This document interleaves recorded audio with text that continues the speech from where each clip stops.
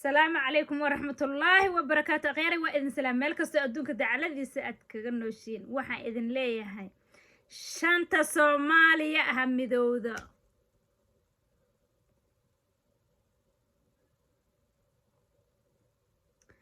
السلام عليكم ورحمة الله وبركاته. أخياري وإذن سلام مر لبادي مر سدحات بالسلام عليكم سودا دوادا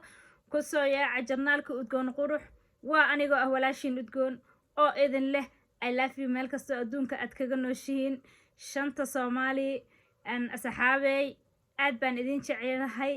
maasha Allah one love ayaan idin leeyahay meel kasta adduunka dacaladiisa aad kaga nooshihiin run ahaantii maanta maxaa inoo daadihinayaa maanta waxaan dhaxgalaynaa ama aan dhex mushaaxaynaa waa maxay waa Soomaali qadiyada ama Soomaaliya yacni waxa marxaladaha ee maanta ee mareysa ee ku sugan tahay maantadan run ahaantii ma dhex joogno balse baraha bulshada iyo social media waxaan ka aragna ra'yigayaga iyo wacyigelintanada soo dhawaada janaalku waa janaalkiini waa kaygi waa kiini waxba ma kala lihin waxa weeyaan janaalkayga aad wuxuu u jecel yahay inuu mideeyo Soomaali ma sha Allah tabaarakallah أصحابي ما أنت واحد نوضة إن دتك وحي اسكوجو جيران معارض إيه محافظ يعني قف معارض يقف معارض أهين ودولة ده تاجرسن أنا واحد كم ده هيدك دولة ده فرماجة تاجرسن سدب أهنا أتاجرسن وايو سبب تان أتاجرسن هنا سببك لما أهنا واحد أتاجرسن وحويان أنت أنسو هنا قاعدة أما أنسو كري أما أنسو وينادي ما أركن dowlad heerka ee hadda dowladan mareysa martay indhahayga ma saarin taas waay igu kalifaysa inaan support gareeyo na family no qabiil no bla bla na intaba kuma jirto laakiin sababta aan u taageer gareynayo ama aan taageero buuxda ugu ahay waxa weeyaan waxaan anigu indhahayga ku arkay taasoo ah waxyaalaha muhiimka ah adduunka sidiisa waxa weeyaan waxaad feel garaynaysid oo aadan arkaynin badniyadaada maskaxdaada ay feel garaynayaan feel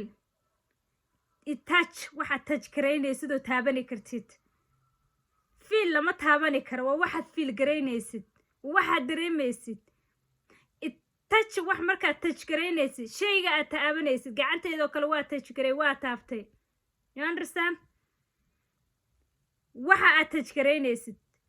the main point and maxaa ahayd feel and touch and usoo qaatay micnaheedu waxay tahay dawladda maxaa la touch garayn karaayo ay taabatay ee qabatay we're not talking about today feel wax la feel garaynayo ma ka fikirayna maanta ka hadlayna waayo wax feel ah meeshan ma yeelaan I'm not talking about wax feel ah ba waxaan ka hadlayo waxay weeyaan muhiimadda ay tahay aan meeshan usoo fariistay tanac ma ahan iska hadalna ma ahan waxa maanta halkan u soo fariistay waxa weeyaan oo naga hadlaa ama maduuciga uu ku saabsan yahay ama focuska aan saaraaye waa maxay dawladdan qabatay maxay qabatay maxamed cabdullaahi farmaajo mudana madaxweynahaas muxuu qabtay dawladdiisa xukuumaddiisa waa dad badan waaye ra'iisul wasaare leh madaxweyne leh xildhibaano leh ma fahmaysiin maxay qabatay xukuumaddan ma kala reebayna xukuumaddan waxay qabatay waxa weeyaan wax oo touch ah taaba wax ah bay taabatay eena qabatay aad baan uga hambaliyaynayaa mar walba waa ku dhiirigelinaa waana ku buwaadinayaa inay intaa ay hadda ay qabteen ay si laba jibaaraan ayadoo hadda ayna waxba u harin waxaan rajaynayaa inuu mar labaad farmaajo soo noqdo another 4 years kale oo bartu hadda dhigay uu ka sii qaado oo meel kale oo ka sii muhiimsan uu geeyo insha Allah billahi kariim meel ay taariikhda xustay inuu ilaahay gaarsiiyaan insha Allah rajaynaya muhiimadda waxay tahay xukuumaddan not only farmaajo waa xukuumadda farmaajo maxay qabatay xukuumadda ka horeysay maxay qabatay aan ku horay xukuumaddan ka horeysay xukuumadda ka horeysay waxa la yiri gabdhaha waxay u baahan yihiin Sacuudiga gabdhaha waxaa la yiri waa inayna 30 gaar 25 ilaa iyo 18 25 ilaa 30 inta ka soo qaato ku geela maxaa la dhihi jiray 18 waa inay ahaadaan xoolo la iibinaa miya ma aha miya bilo aadan gaariga dabada laga saari badda la sii marsiiyey ma fahanteen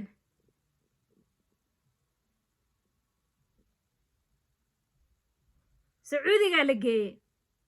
qaar baa dib ayagoo cunto karinaya inta lasoo qaaday dibka la saaray la guba bannaanka loo soo tuuray qashida qashin qubkii oo kale yaa isweydiiyey yaa xaqoodii isweydiiyey qaar baa ilmo carab ah lagu wada rare yaa isweydiiyey 2 bilood ka hor ay ahaayeen markii gabdhaha laga dejinaya muqdisho oo lagu celinaya meeshay ka imaadeen dhulkooda hooyo marka la soo kaxeynayeen waxa loo soo kaxeeyay waddankaasaa lingeena kabar waa noqonaysiin qasaarada ugu koowaad oo ugu weyn oo meesha sarta naga soo gaartay waa taas kuma sii fogaanaya madaxweyne Soomaaliyeed buu ahay waddanka meel buu ka soo qaaday meel buu dhigay laakiin ciladihiisa way badan yihiin mar rabo inaan daba gala khayr Allah ha siiyo madaxweyne waddanka wax uu soo meesha uu yeelay ka soo qaado meel kale soo dhigo waay madaxweyne walbana meel buu waddanka ka qaadaa meel buu dhigaa ma fahanteen farmaajo wuxuu qabtay inuu hawadii Soomaaliya soo celiyo Soomaali diyaaradaheeda ma kontrooli jirin hawadeedana ma kontrooli jirin hawadeeda sida la rabaa laga sameyn jiray badda sida qashinka lagu soo guri jiray waxa la nacay oo dhan hugneerkii balaayadii qashinka dhan lagu soo guri jiray badda Soomaaliya waxa lagu sameyn jiray hawadeeda sida la doonay diyaaradaha iskiga gooshi jireen habeen barkintii loo imaado la sawirto oo wax walba laga dhameystaa la iskiga noqon jiray oo meel kasta khayraadkeedu ku jiray meel korriimigeeda degay meel kasta wax ay ku haystaan inta la sawirtaa laga tagi jiray alxamdulillah Soomaaliya heerka iyada maanta way ka dhaqaaqday meeshii Xasan Sheekh Maxamuud dhigay farmaajo maanta uu ka sii qaaday meesha meel kasi wacan buu gaarsiiyey Xasan Sheekh Maxamuud ciidamada waddanka mishaarkoodu wuu duusin jiray ma siini jirin farmaajo ciidankii buu meesha ka soo qaaday waddankii ciidan buu u sameeyey ciidankina wuxuu sameeyey bil walba ama ha u badnaatay ama ha u yaraatay wixii loo awoodo xuquuqdoodii ay noqotay in muxuu ahayd telefoonkooda mid walba meeshuu taagan yahay loogu rido oo lacagtiisu meesha ka qaato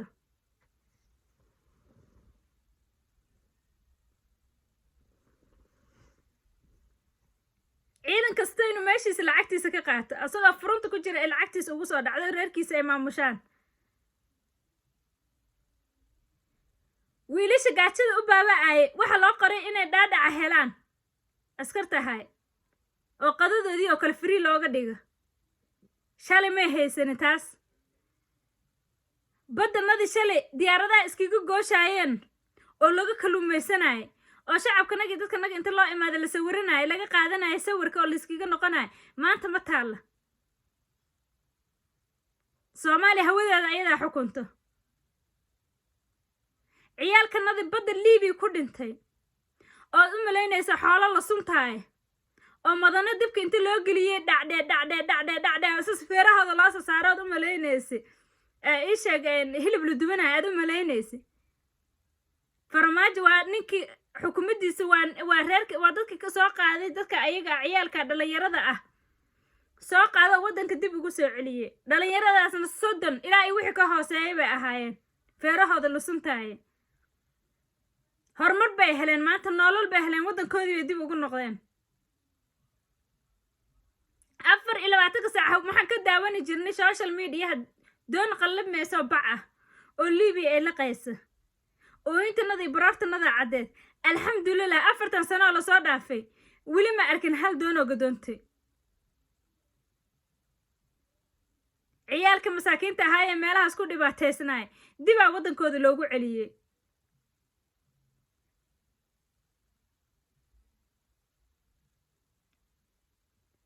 waddankanaga gobolada dariskaasaa uga kaluumaysan jireen nagama kaluumadeystaan oo taxaduudyadannada aan ilaalsanayna teekergaraysanayna farmaajo intuu waddankan uu gaarsiiyey ciidamadii dhaawacmay inuu misheerkiisa u qaybiyo horumar weyn buu gaarsiiyey cidda doonaysa iyo cidda aan rabinna farmaajo inta dan inay Soomaaliya ugu jirto u aragtaa dooranaysa waxba social media ayaan qaaqada laga gurin insha Allah billahi kariim another 4 years soo socotana isaga hogaaminaya ilaa ay badanada Soomaaliya gacantanada dib ugu soo dhacdo khayraadka wadankanaga ka maqan badanada la isku haysta ilaa ay dib gacantanada ugu soo dhacdo farmaajo sidaas ay xukumi doono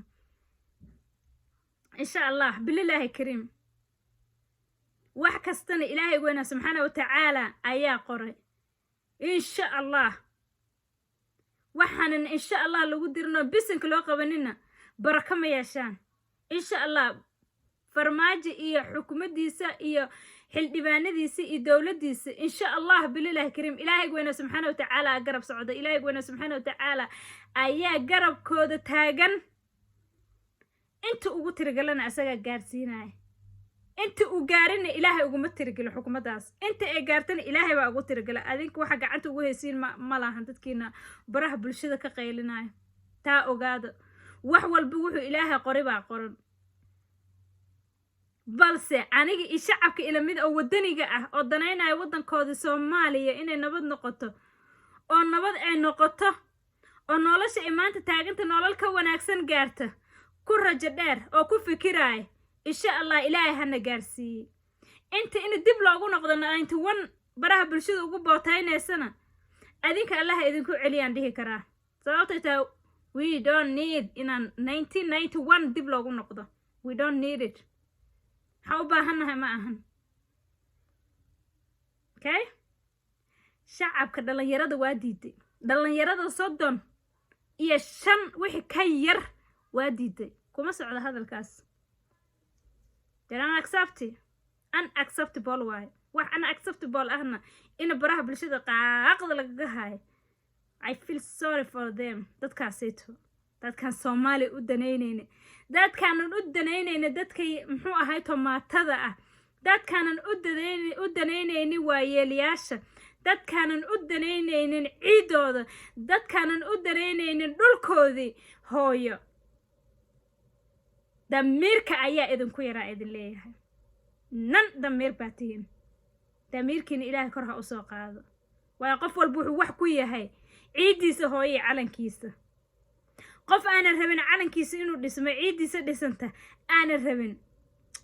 wadanka wuxuu u hayaa iska yar qof kastana garaadkiisa ayuu hadlaa ka badan ma hadla waxaan leeyahay Soomaaliya ha israacdo tiimidooda Allah ka dhiga meel ay kala jirtaan ma jirtaan nan qabiil waay bilaashay qabiilkan qurunka heesha sheeganayaan ay u jijiidayaan I'm telling you horeno idinku sheega haddana waa idin sheegaya Soomaaliya wiili abtigiis gabar iyo habriteed wax la dhahay qabiil oo jira meeshan ma jirto way isdhex degaan way isdhex dhaleen way isku noqnoqdeen waa isbahalka ayaga isle maxaa meeshan yeel siyaasad iyo maxaa la dhihi jiray iyo maxay ahaydee ee qaqable inuu isku kaaydir shacabkanaga dadka ayada dhalinyarada ah we say no ma dhacaysa no way ba idin leenahay waxaan leeyahay Soomaaliya ha israacda ha midowda I love you Soomaaliya shanta Soomaaliyeed meel kasto adduunka dacaladiisa aad kaga nooshiin waxaan rajaynayaa peace and love in ay ugu noolaatiin insha Allah billahi kariim Soomaaliya nabadan booqasho ku taga ilaahay indhaha ii saara insha Allah billahi kariim asxaabteeda qaaliga meel kasto adduunka dacaladiisa aad ka joogtiin wixii ra'yigayga ila aaminsan commentiga waa ii reebi kartiin waxaan idin leeyahay Soomaali insha Allah billahi kariim ilaahay go'ana subhanahu wa ta'ala muxuu ahay too heer aan anaga macdankanaga iyo diamondkanaga iyo dhulkanaga uu soo laqoto oilkanaga aan helno ganacsi aan helno wadankanaga dib ugu noqono Allah na gaarsiin wadankanaga ina dib ugu noqono Allah na gaarsiin qabiil kama talinayna qabyaalad kama talinayna we needed only Soomaali oo horumar gaartay oo qof macquul gal uu hogaamiyay laakiin qabiilkan iyo qurunkan iyo wasaqdan iyo qashinkan ugu dhex jiro ilaahay dhinaca nooga saara asaga qofur raxiim ah waxa qalbigayga gubo waxa weeyaan marka arka baraha bulshada soo gala Facebook oo kale aan soo gala live-kiisa aan arka you know dad ahayaan 1991 lagu noqonaya 1991 lagu noqonaya ma jirto 1991 lagu noqonaya damn waxa aha 1991 ku fikira not smart people 1991 waxa ku noqonaya waa damn people dadka doqomaha ah waaye laakiin dhalinyarada waa diiday dhalinyarada they don't need it waayo dawlad may arkin 35 inta ka hoos ka koray ka waxays mayna arkin dawlad haddayba nolol iyo nuur helaanba nolosha iyo nuurkan in mugdi nagala saar we say no baa idin dhahna waxba ha ku riyoonina saxaabay waa idin salaamay meel kasta adduunka ka nooshiin waxaa idin leeyahay peace and love Somali people aad baan idin jeclahay gunti iyo gunaanadkina waxaa idin leeyahay ilaahay goona subxaanahu wa ta'aala horumar wanaagsan hana gaarsiiyo assalaamu calaykum waraxmatullaahi wabarakaatuh